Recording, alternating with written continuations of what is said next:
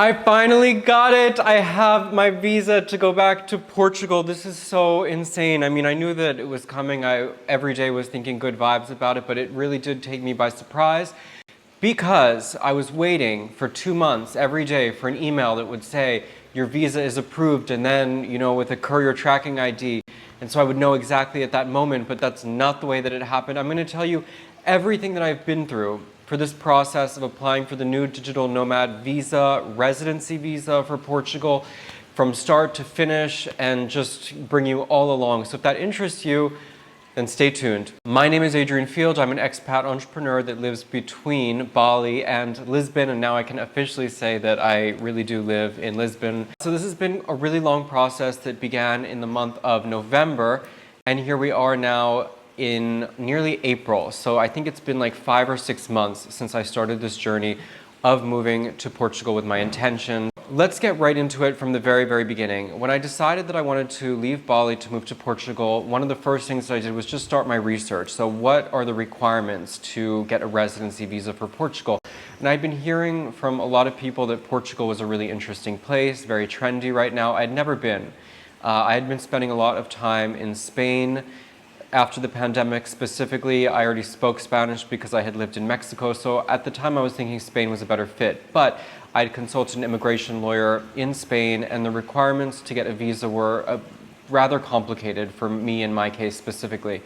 So when I started to look at Portugal, I noticed that it was quite actually much simpler. So for example, some of the requirements were that you only needed a criminal background check of the place that you had lived for the last year. And I'm not worried about the fact I'm not a criminal. I don't have a criminal background in any country that I lived, but for me it would just make things a lot more complicated because I would have had to get an FBI criminal background from the United States and one from Indonesia, being that I'm a resident of Indonesia. I've been living here for the last 3 or 4 years.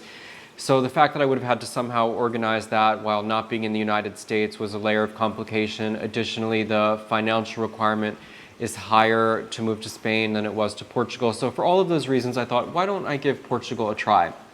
So when I kind of decided that, all right, I wanted to go down this path, one of the very first things I did was reach out to an agency online, and I needed to get my NIF, which is the national fiscal number, basically. And with that is kind of the very, very first thing that you need then to later open up a bank account, and if you get a lease, all of those kinds of things. So at the time I had in my mind that I would probably apply for what's called the D7 visa, which is the passive income visa.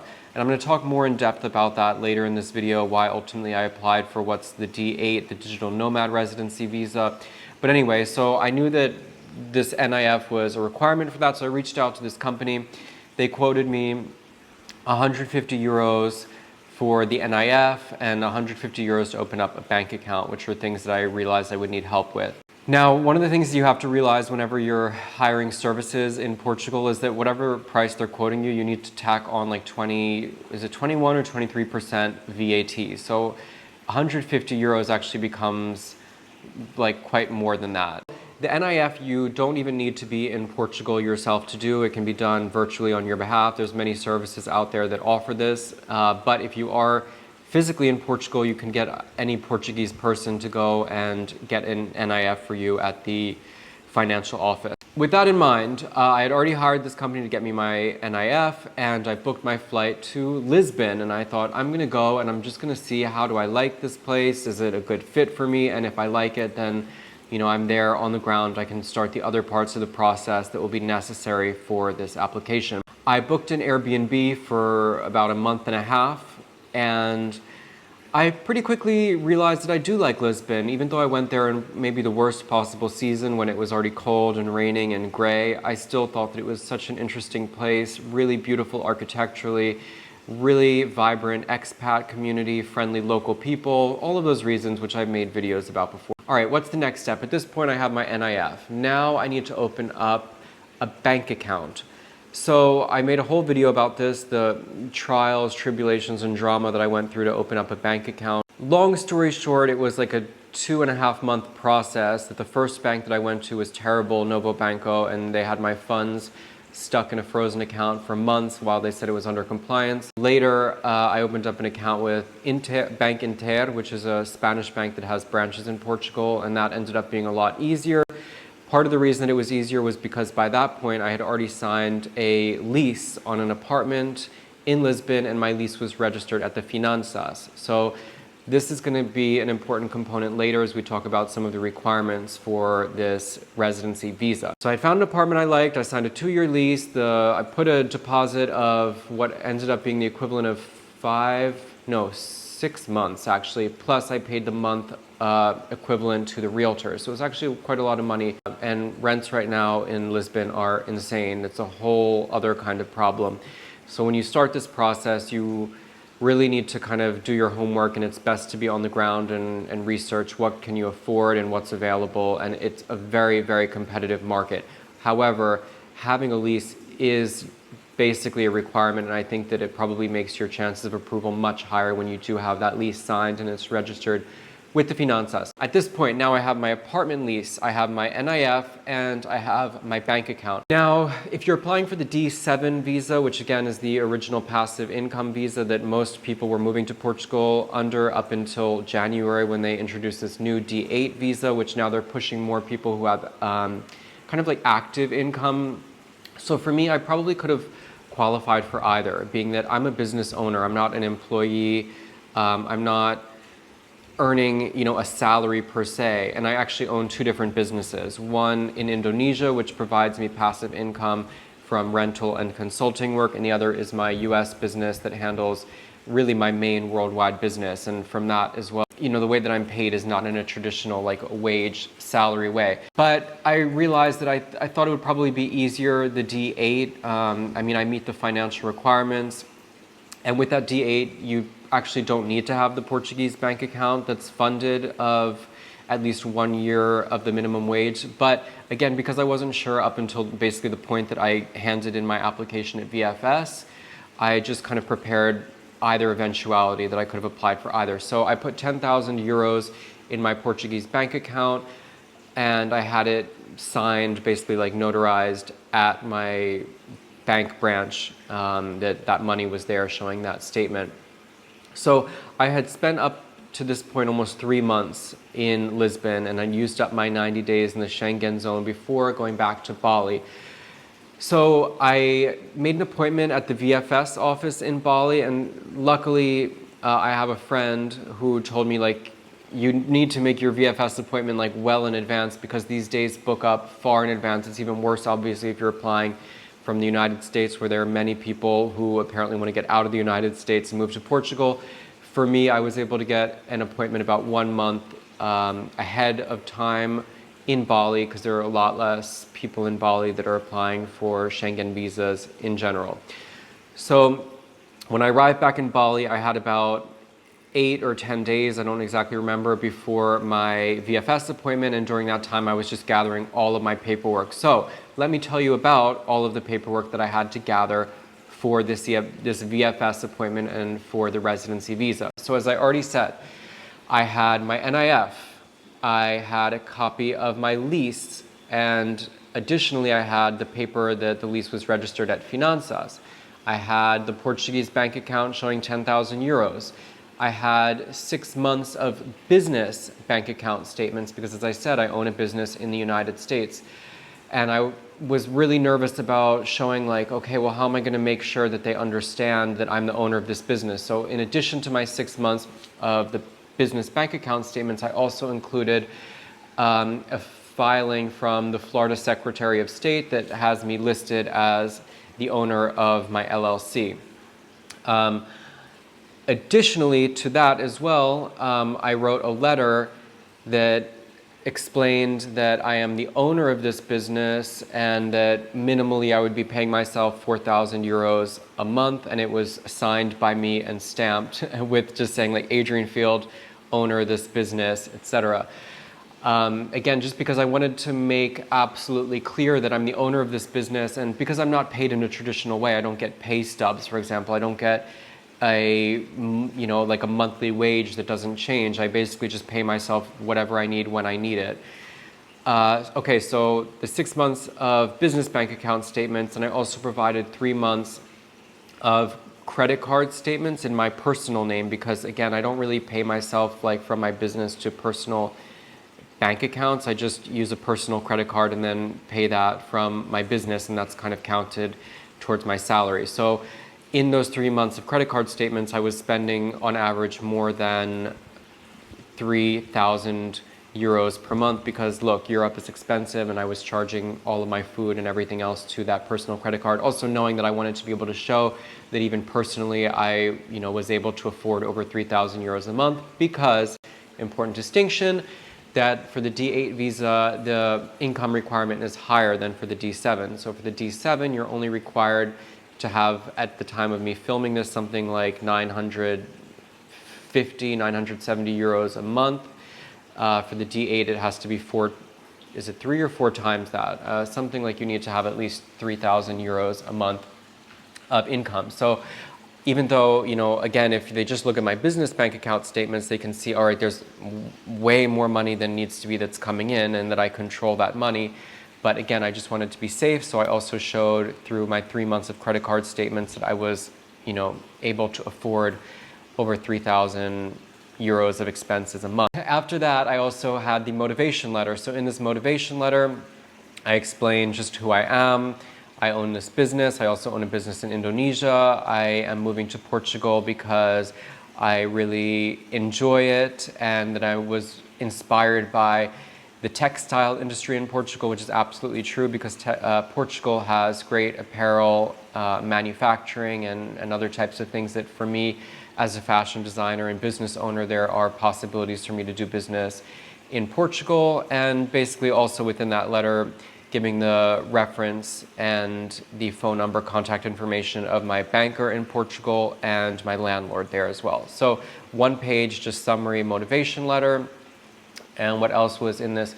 There's also a criminal background check that had to be included. So for me, in my case, this was a police report from Indonesia, where, as I said, I'm a resident of Indonesia, and then that had to be apostilled. Luckily, here in Bali, I have an agent that handles all of these kinds of groundwork, annoying, bureaucratic things for me. So that was a matter of just reaching out to her and saying, can you please get this police report for me? And there's a form that you have to sign as well that's in Portuguese that allows SEF to also perform a criminal background check on you. So that was included. And I think that that's actually everything that I provided. And I also came with like backup stuff as well. I came with, in case I wanted to go for the D7 route, I brought 6 months of my Indonesian personal bank statements as well because I was ready to prove that I also have passive income. It ended up being that I didn't even give my Indonesian anything because I didn't want to confuse who would be looking at my dossier with like an overwhelming amount of stuff. Like if they're looking, wait, what is this? Like a US business, an Indonesian business, personal accounts in America, personal accounts in Indonesia. I just thought, okay, it's not necessary. Just with my US business and US personal accounts alone, I know I qualify. So there's no point to just make matters more complicated than they need to be. I also provided proof of my transfers. This I did include from TransferWise, both from my US business account into my Portuguese personal account, which again was 10,000 euros, and from my business account to my landlord, showing that I had transferred her like 12,000 euros for my lease and my deposit. Because again, I wanted them to understand that most of the time money is coming from my business into different accounts versus me personally. So give that all to the VFS. This is clearly like the first time this VFS person in Bali has ever even handled a residency visa. She was very confused. I knew way more about it than she did, but again, this is kind of on par because there's not a ton of Indonesians or other people that are applying for Portuguese residency visas. So, all right, that was March 3rd. A couple weeks go by and I'm thinking at this point, oh, this should be, hopefully really fast because again, how many Indonesians or even foreigners in Indonesia are applying for a Portuguese residency visa? 2 weeks go by, I get a phone call out of the blue, and this is crazy because I almost never answer my phone anyway, but I answer the phone and it's VFS. and at this point I like almost start panicking. I'm like, why are they calling me? They said that the embassy in Jakarta is requesting me to go back and have a virtual interview with them. And I'm a paranoid person, and I get flustered very easily. I'm neurotic, as actually I've had someone point out to me on this channel. And I'm like, well, why? Why do they want to meet with me? Is this normal? Because I'm in a group, I should have mentioned this already way before, but I have to now call it out. And a group on Facebook called Americans and Friends in Portugal. And I used this group as an amazing resource to go through this whole process, because there are people, agents, for example, that will hold your hand but charge you like 3,000 euros. So the same people who I paid to do my NIF and my bank account would have held my hand basically through this process for like 3,000 euros, which is totally unnecessary. Like, they just collect the documents and then put them in a pile and say, all right, this is what you submit to VFS. Anyway, so I knew that from sleuthing in this group, Americans and Friends in Portugal, this is something that is very out of the ordinary, that nobody else had been called in for an interview, a virtual interview with the embassy. So I get very nervous, and they just say, oh, it's normal, this happens sometimes. But again, for me, I knew that it's not normal. So I'm panicking, like literally losing sleep for the week until I go back to VFS and have this virtual interview where I go into a little room. They have a Zoom-like, or maybe it was Zoom, but a link with the embassy in Portugal, and at that meeting is the like consular head and his assistant and some other woman. And they just kind of were like, hi, we would like to know, about you, and had generally very friendly conversation, just questions. Who am I? What's my business? What do I want to do in Portugal? This, that. It was just a friendly, like 15, 20-minute conversation that there was no reason for me to get so neurotic and crazy over. And basically, by the end of that conversation, I was feeling pretty good, because they actually said to me, so if you just want your passport back, because at this point they were holding on to my passport in Jakarta, just let us know, and when we're ready with your visa, we'll send it back to you. So to me, I read that as, or I understood that as, when you're approved, like there's no reason that you won't be approved. As soon as you're approved, we'll, just give us back your passport and we'll send it to you. But at that point, the only place that I wanted to go was back to Portugal. I had no upcoming travel plans, so I didn't, anticipate asking for my visa back, or my passport back rather, at that point. So now is just a waiting game again, and a few weeks go by and I'm starting to get like a bit anxious, like why hasn't this been done? So at this point, if the embassy has already processed my application, if they've already gone through everything, at this point all they have to do is send it to SEF in Portugal. So it seems like this point should go by fast. It seems like most people get stuck at this embassy level where it takes someone physically at the embassy to go through your documents before sending it to SEF. That should take longer. So 3 weeks go by, and then 4 weeks go by, and at this point I send an email to the embassy, and I'm just like, hey, wondering what's going on, and if you have any idea when I might expect a reply. Because at this point, it's been almost 2 months since I submitted my application at VFS, and it'll almost be like time that I could hypothetically go back to Europe anyway, because my Schengen days will have been renewed. Then 5 weeks go by, and I'm starting to get anxious. I really want to go back to Portugal. Like, I've been paying rent on an empty apartment for 2 months. I'm, meanwhile, here in Bali, not able to rent out my villa. So I'm like losing, a couple $1,000s a month by not being able to go back. And my email goes unreplied to. So then another week goes by. And at this point, I'm really having to just like meditate every day and, remain calm. And then I decide, I'm going to book my flight back to Portugal, because by May, I think it was May 14th or something, I would be able to go back regardless, because my Schengen days will be renewed. And I think, all right, worst case scenario, if I don't get my passport, or rather, if I don't get my visa approved by then, I can just wait it out in Portugal and then send my passport to the embassy in Jakarta and then have it sent back to me, and then leave Portugal and come back in with that visa. But lo and behold, yesterday I'm just sitting around, all of a sudden I get a text message from my office manager, and she says to me, hey, we've just received a courier with your passport back in it. And I my heart immediately like goes from 0 to 100. I'm like, I'm gonna be there in 1 second. Drive across the street, go to the office, tear open this courier, and I'm just like, oh my God, is this real? Is it real? And then lo and behold, my passport and the visa stamped back in it. So this was really unexpected because, as I said, I was really waiting to receive an email that would say, your visa has been approved. And obviously that didn't happen. The embassy didn't even reply to my email asking, when is this gonna happen? It just, poof, there it was.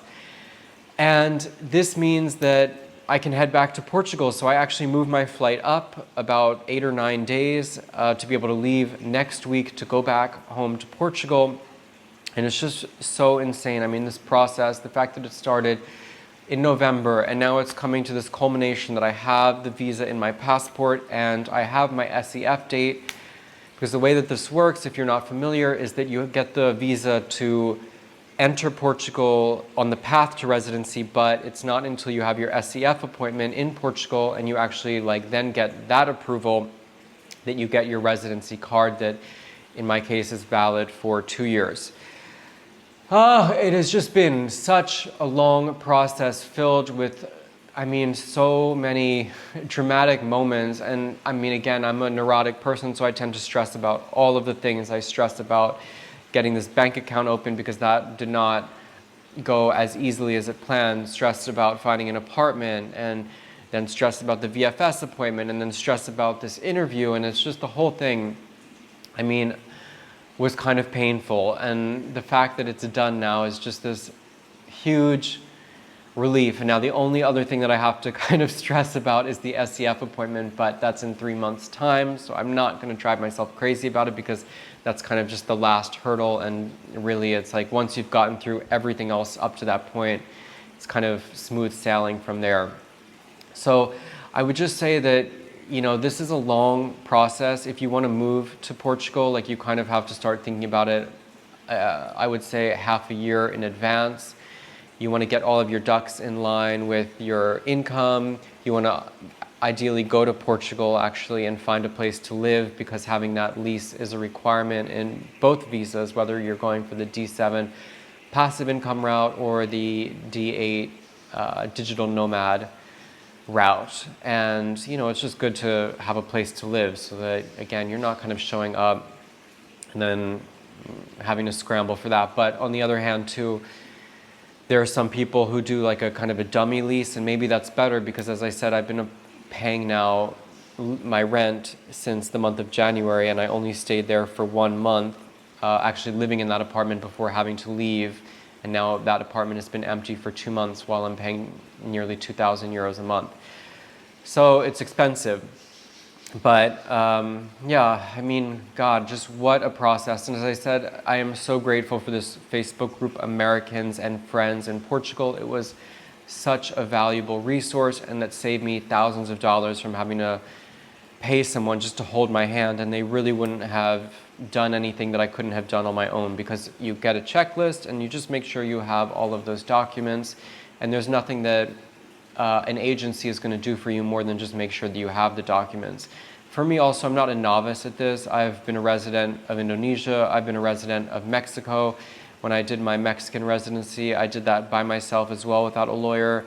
Indonesia, it's a bit complicated because I needed to set up a business here. So, and again, that's even a whole other situation of like a more complex system in some ways. So for Portugal, though, you really don't need that. It's a checklist. You make sure you fulfill the requirements. You make sure you have the paperwork, and that's pretty much it. So, God, what a relief, as I've said. What an insane relief. I am so excited to be going back to Portugal now and knowing that this is going to be my new home. It kind of changes everything for me because I just felt like in the month or 2 months actually 3 months that I was there, I was very much in limbo. I couldn't really feel that settled. I didn't want to buy a ton of furniture and really like make my home a home yet because I didn't know if it would really, really happen. And now going back there with this realization, it kind of changes everything about my mentality.